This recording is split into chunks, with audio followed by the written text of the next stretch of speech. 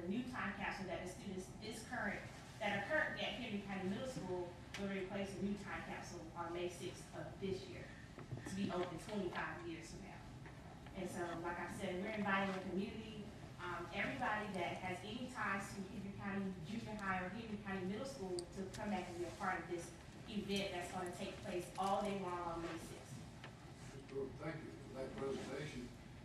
1989, my wife was still teaching. It's, Coach Townsend did it for me that your wife was there. That's right, that's right. I know she'd love to be there. May the 6th, right? May 6th, that's it. And so it's been 25 years, and you want to, what kind of cost are you suggesting at this time? We'll give it to our administrator to look into. Obviously, a cost involved, right? Yes. The cost to replace the marker is about the same size as there currently would be about $600. $600.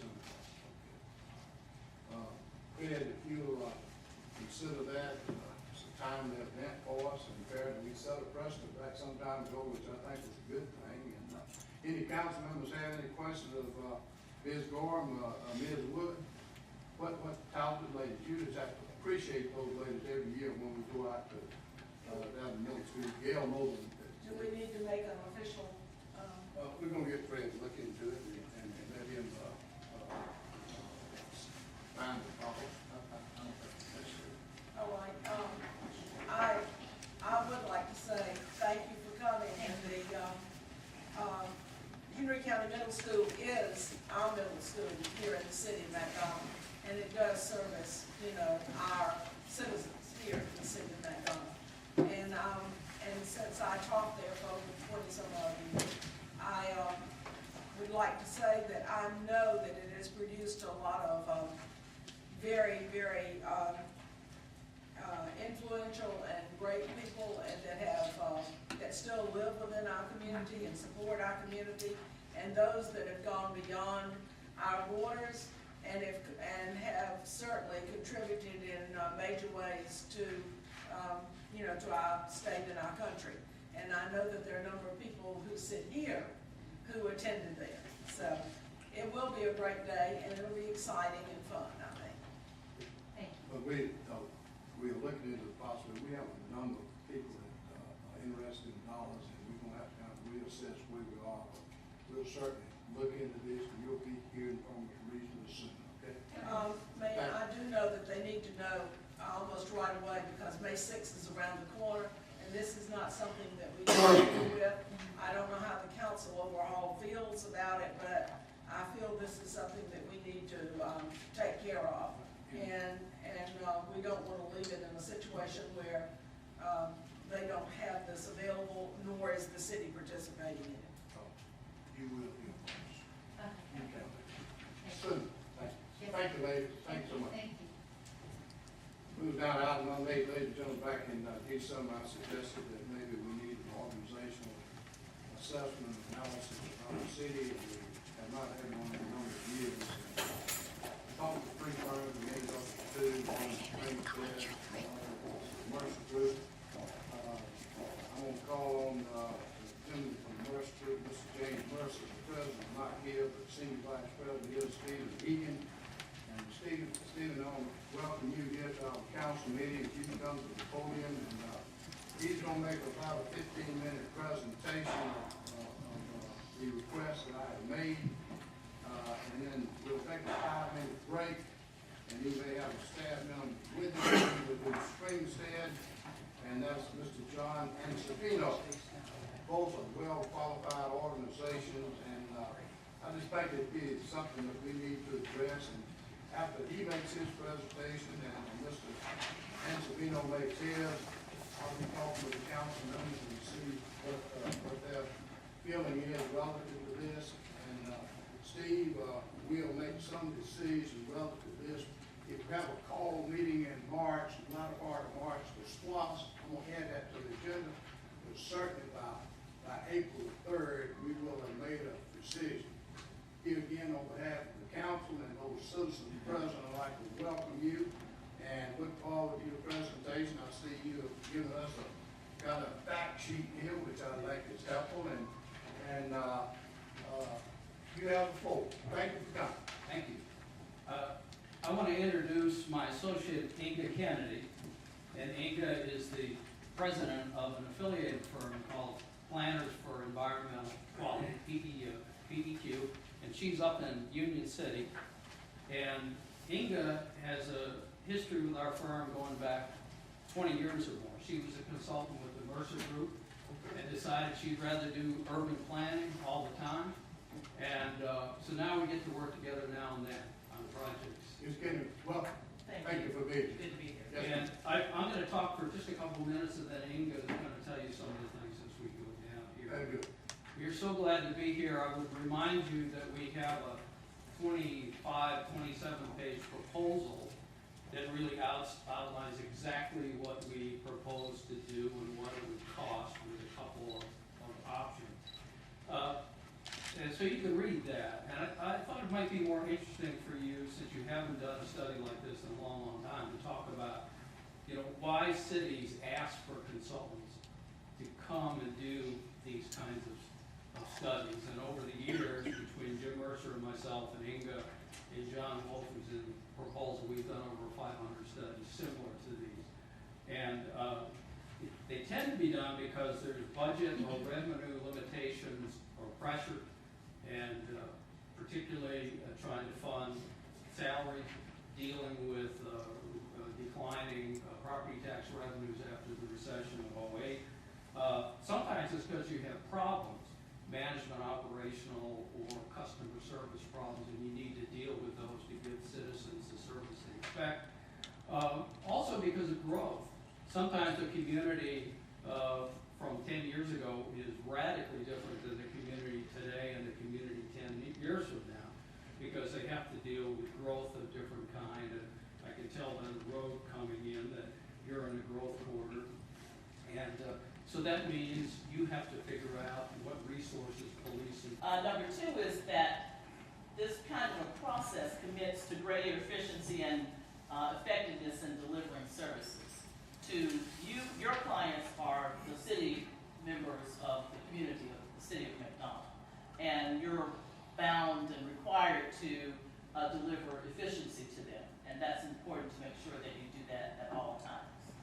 Then if there are challenges, if there are problems, if there are ways to address issues that are more appropriate, this particular process can help with that as well. Not that you're looking for problems, but they may arise or they may emerge, and a review, an organizational management review, can help address some of those. And then the most important thing is that you're focused on the future of city services. And that's the driving force of any organizational management study, is being focused on the future of city services. How are you going to continue delivering the best customer service to your community? And that's kind of some of the reasons why these particular processes are conducted. And it's a question, again, that has been asked over and over. We can give you a myriad list of reasons why, but these are some of the primary reasons why these kinds of studies are conducted. And again, we've worked together over the years, actually all over the country, and studies of this sort. We just finished one out at Port Arthur, Texas, where we evaluated business processes. I am, without the Mercer Group, currently conducting one for the Clayton County Water Authority, where they're looking at business processes of their employees. So it's just something that governments elect to do from time to time. And I think it's a good thing to do. I'm going to turn it back over to Steve. in talking with the mayor, and since you haven't done something like this in a while, we started talking about 2 or 3 different ways you might approach a study. And one is an assessment, which would be lower cost, less detail. We would talk to fewer people than we would in a more detailed study that would go deeper. We'd apply more tools. And in a deeper study, we'd probably talk to every single one of your employees one-on-one. In an assessment level, we talk to them in groups, so we would get some exposure to every employee, but not so personal as in a study where we have a little more time. The third approach is to take a department or a group of related departments and just do an assessment of them. And that was not one that the mayor seemed to indicate he wanted to do. So in the proposal, we gave you a price for an assessment, and we gave you a price for details, so you can consider those and decide what you'd like to do. So just briefly, why should you hire us? Why are we a firm that can do a great job for you? Well, one, we focus almost exclusively on local governments. Occasionally we have some work for a state or a private business. Team members have 25 plus years of experience. I started in Fulton County back in 1973, and so I've been around a while, and Inga and Jim have had a long relationship too. We work with about 500 other governments. Jim and I, Inga, I mentioned John Wolf. John Wolf has recently left the position as auditor for Athens Clark County, which he was an operational auditor, so he did studies in terms of the county for 20 years until he left that position. We know Georgia from Marietta, John's from Athens, Inga's from Union City. Jim was here a long, long time and then went back west where he grew up and now lives in Santa Fe. But he'll be active, particularly talking to members of the city council and other stakeholders. We have a project-tested methodology and tools that we use. Surveys is one of those, structured interview guides, and so we apply some of our surveys to your employees. We have positive references that you can check. We provided several in the proposal, and also we have an approach and a methodology that seems to bear fruit for clients, and we're glad to talk about that some more. You'll see, if you've read the proposal, we have a model for managing in lean times that we're just now coming out of, but not yet. We also have 50 management issues for organizational improvement, and the first 3 or 4 came out of Fulton County when I worked there in the budget shop, and the analysts disagreed. Why is one department really well run, and why is another one a stinker? What are the characteristics of each that are tremendous and terrible, and how can we migrate over there? So we had 4 or 5 things we talked about, and so all these years later, we're up to 50 in my consulting practice anyway, moving on to 60 pretty quickly. So I think that's all I wanted to say. The proposal hopefully speaks into many other things, gives you examples of other communities we've done work in, lays forth in detail our approach and work plan and schedule, and gives you cost information. So Mayor, I think at this point we'll just respond to questions from the council.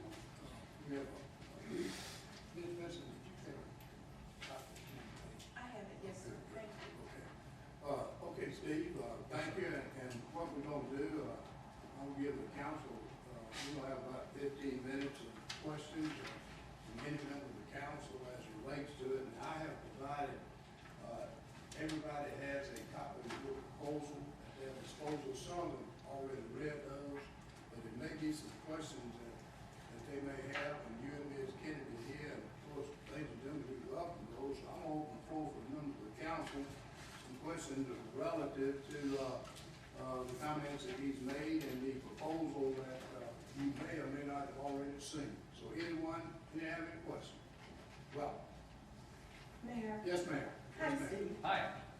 My question has to do with the steering committee. What's the process for establishing that group? And is there typically a model of the type of individuals that you would invite to such a group? Yeah, typically what we'd like to have is representatives of elected officials and appointed or staff people. So it might be the mayor, maybe 1 council member or 2 if you want to have 2. The finance director is usually a good one to have on that, perhaps the HR director, and that'd be just small, 5 or 6. We're going to deal with each department head in detail, and we'll have interaction with them and their employees. But I think that's a good one, 5 or 6 people that represent the interests of elected officials and also some of the senior staff people that look over the city as a whole. Mayor, can I proceed? Yeah, go ahead, please. In terms of the actual scope of work, will you be looking at the entire city, or does that include our police department? Yes, ma'am. Okay. Yep. Every city agency, and there's about 166 employees included in the study. And Steve, my recollection, was a 5-month stretch, like something like Approximately, 4 or yeah. 5 months. Yes. Ms. Vincent, any other comments? Okay. Go ahead. Yes. You mentioned some surveys. Are those generic surveys, or they be geared towards our city that you use? Or is it a mix of both? For the most part, they're the same ones approximately place to place. It's one of the things that we like to do is compare you to other places. Right. We've applied the survey. So the one survey that we would use for sure is called the Organizational Climate Survey. It's 60 questions, and 5 questions relate to each of 12 subscales. What we would do is go through it to make sure the words apply for you, the department and division, sometimes we reverse agency and things like that, to make sure when an employer reads it, it's understandable, for this city.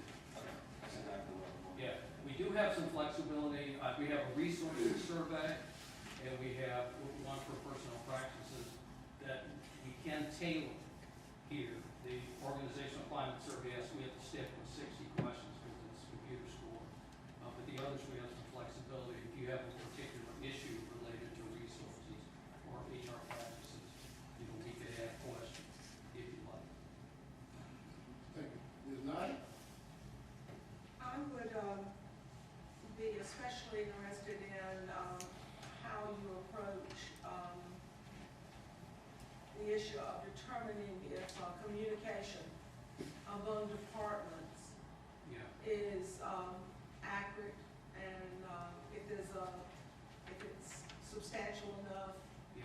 or what improvements need to be made or not, and then also the trickle down effect from Yeah. department heads to those that serve directly under them.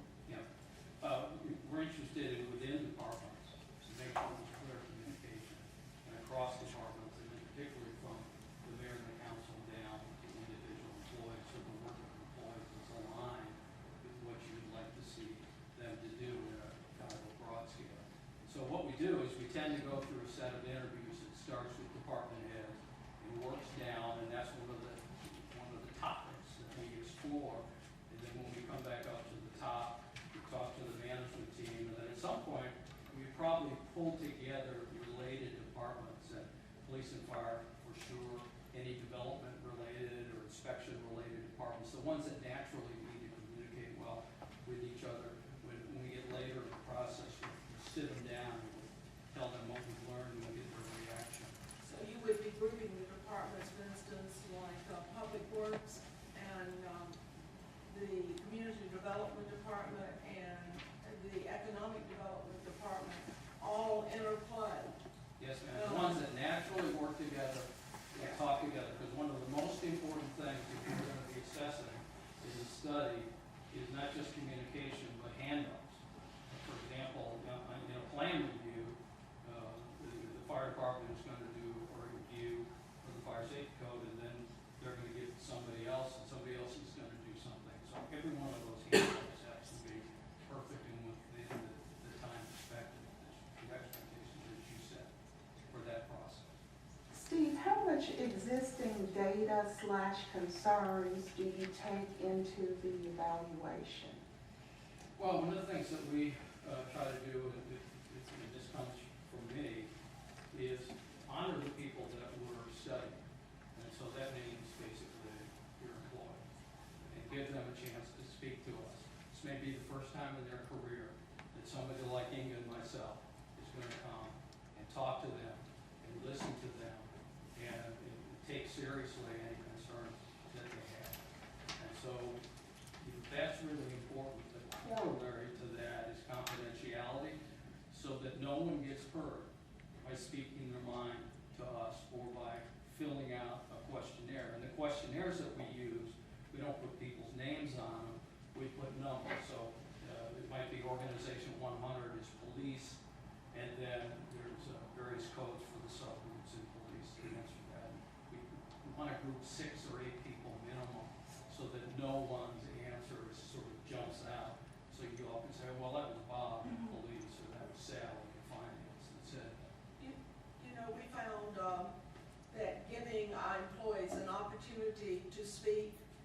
and to think and to be innovative, Yeah. helped us through the downturn in the economy. Yeah. It made a big difference. They took ownership. They saved the citizens a tremendous amount of money during that process. And in any type of study, I just want to be absolutely sure that every individual feels not only free to participate, but does participate, and you find some way to draw them out and let them, begin to have ownership and provide us with information that can only be in the best interest of everyone. I started to say that honoring employees comes out of my experience. When I worked for Fulton County, our CPA firm did a study of the budget office, and we talked to the budget director, the finance director, and the assistant.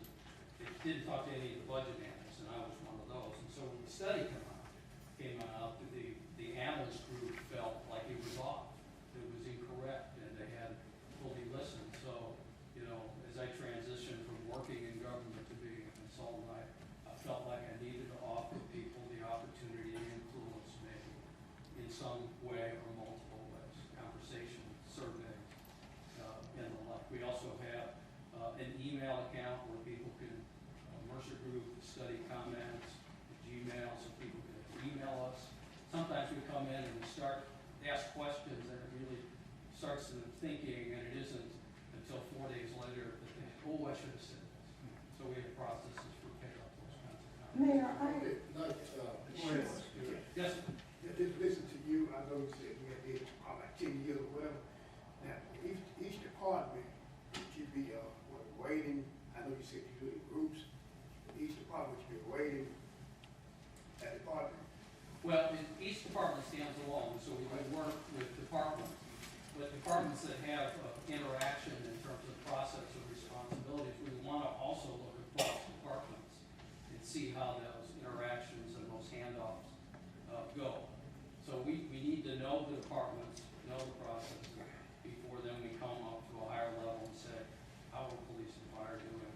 How is planning and public works and others doing on those processes? And I think too, you probably work close with, and the administrator, both, right? Absolutely. I messed up earlier. Right. As soon as you asked about the steering committee, he would be a natural person to put on that. I should have said that and forgot. Okay, Ms. Barnes? Yes, ma'am. Go I ahead. think Craig has a Oh, Craig, question. go ahead, I'm sorry. Go ahead, Craig. Go ahead. First of all, thank you for the fact that this is stressed, that confidentiality is very, very important. My question has to do with organizational structure.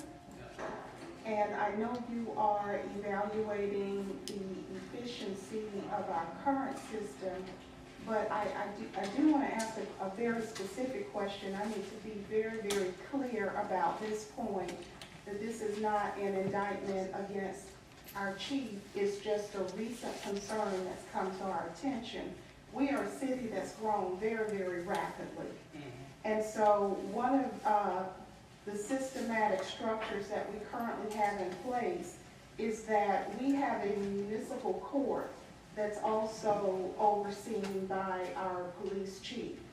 And there are some concerns from the community that we may have grown to the point where we're no longer able to do that without a potential conflict. Now, I'm not suggesting there's one, so I want to make that real clear. I don't want anybody to misquote me.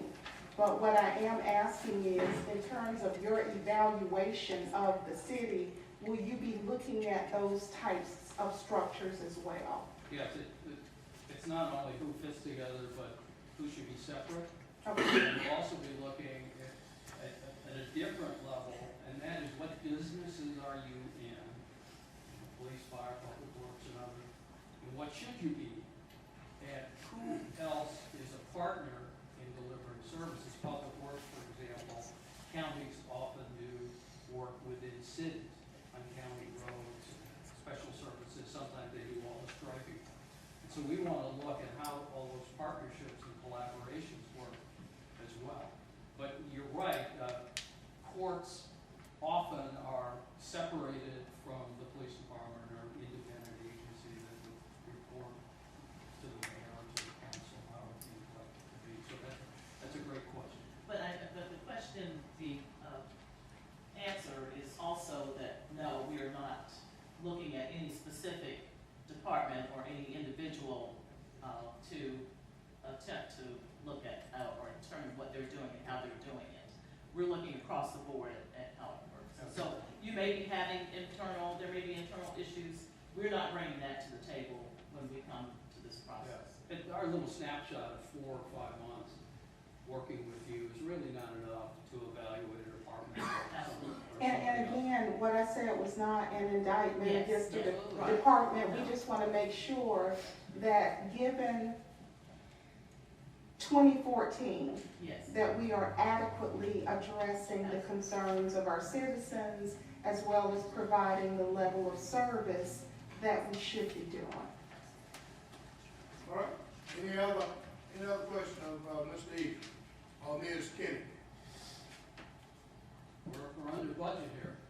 40 seconds. I'll tell you what, We're close. and I gotta applaud the council too. I've given you 15, you won, and the council too, I think. Well, it's been we're close wonderful. by, and I would say, if you need us to come back to one of the other meetings, you talked about in March or April 3rd, we're glad to do that as well. We appreciate the council. We'll be making a decision sometimes. I alluded to it outside, Ms. Vincent, I guess we're not all that heavy traffic with it. I just, as you and others will, as I understand, we'll make a decision, and as I said, during the SPLOST meeting, we have that, and that may be a special call or no later than April 3rd. Steve, thank you so much for coming. Thank you for the opportunity to Ms. propose Kennedy, and present. Thank you. welcome to the new promised land. Thank you. Thank you. We're gonna take a 5-minute recess, and then we'll reconvene.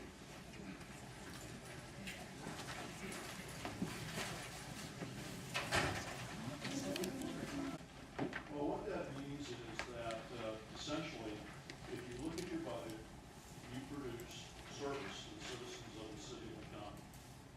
And that service, how that's delivered, how you use your resources is often a subject of some discussion.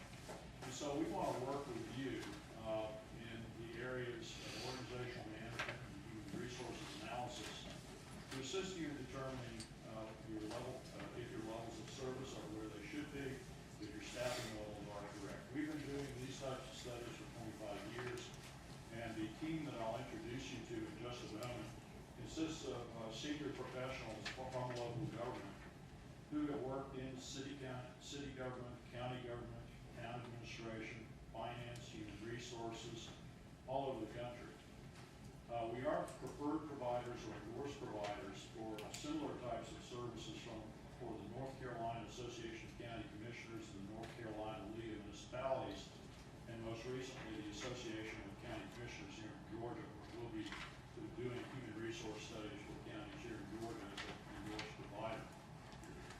If you take a quick look at slide 3. Slide 3 shows where we are currently working and where our offices are with little stars there. Over on the eastern part of the United States, you'll see the Richmond office represented, and we're covering everything from Maryland on down to Florida for the staff that we have in Richmond. And we're engaged in a number of different studies. I brought a couple of studies for you that I'll leave with you this evening. One is Burke County, North Carolina, a county of about 98,000 folks just east of Asheville, where we took a look at all of their services, how they were delivered, whether they were delivered efficiently, and what their staffing levels were. And found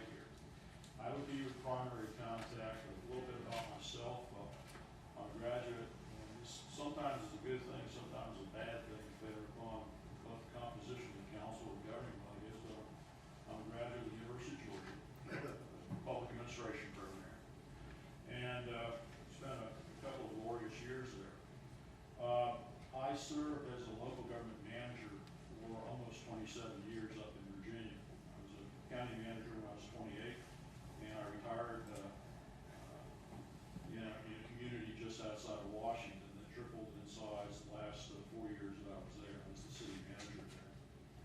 I've also worked in the governor's office in West Virginia for Jay Rockefeller, troubleshooting water and sewage issues, and so I have a diverse background. I would be your primary on-site person. I'm responsible for the satisfactory completion of the study, and I would be working on the components that dealt with general government management, planning and economic development functions, and some of the public finance functions. We also have 4 other folks listed as part of the team. Sharon Klump, she's a former city manager. She was also a deputy director, former deputy director of the Minnesota Municipal League, director of the League of the Council of Governments in the St. Paul, Minneapolis area. And Sharon would be working with me on administration and finance. Nick Dragisich, one of our executive vice presidents, former deputy city manager in Spokane, Washington. Nick has a unique work history of also being